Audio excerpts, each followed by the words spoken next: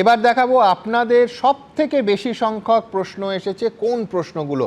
নির্বাচন কমিশনের সঙ্গে কথা বলে সেই প্রশ্নগুলোর উত্তর রাখবো আপনাদের সামনে। আপনাদের মধ্যে সব থেকে বেশি সংখ্যক মানুষ এই প্রশ্ন তুলেছেন যে এসআইআর এর খসড়া ভোটার তালিকায় নাম ওঠেনি, এবার কি করব। নির্বাচন কমিশন বলছে ফর্ম 6 ফিল আপ করতে হবে, সঙ্গে অ্যানেক্সচার 4 জমা দিতে হবে। পরের প্রশ্ন সব থেকে কমনলি সেটা হচ্ছে কবে থেকে শুনানি শুরু হবে। বহু মানুষ আমাদের কাছে জানতে চেয়েছেন। জাতীয় নির্বাচন কমিশন বলছে নির্দিষ্ট দিন এখনো ঠিক হয়নি, 7 দিন পর থেকেই হতে পারে, খুব শিগগিরই নোটিশ দেওয়া শুরু হবে। পরের প্রশ্ন সব থেকে বেশি যে প্রশ্নটা আমাদের সামনে এসেছে, শুনানির জন্য কোথায় যেতে হবে। জাতীয় নির্বাচন কমিশন বলছেন ইআরওর সই করা নোটিশ বিএলও পৌঁছে দেবেন, সেখানে শুনানির নির্দিষ্ট দিন, নির্দিষ্ট সময় ও নির্দিষ্ট স্থান লেখা থাকবে।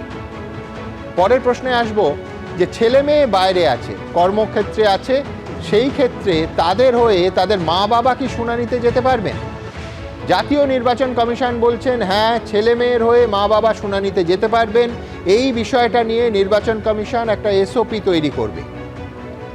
পরের প্রশ্ন অসুস্থতা বা অন্য কোনো কারণে যদি নির্ধারিত দিনে শুনানিতে কেউ না যেতে পারেন, অন্য দিন যাওয়ার সুযোগ কি পাওয়া যাবে, তার জন্য কিভাবে আবেদন করতে হবে। দেখুন, এটা হতেই পারে যে ওই দিন কেউ অসুস্থ হয়ে পড়লেন, সেক্ষেত্রে কি করবেন, এ নিয়ে ইআরওর কাছে আবেদন জানাতে হবে, জাতীয় নির্বাচন কমিশন বলছে।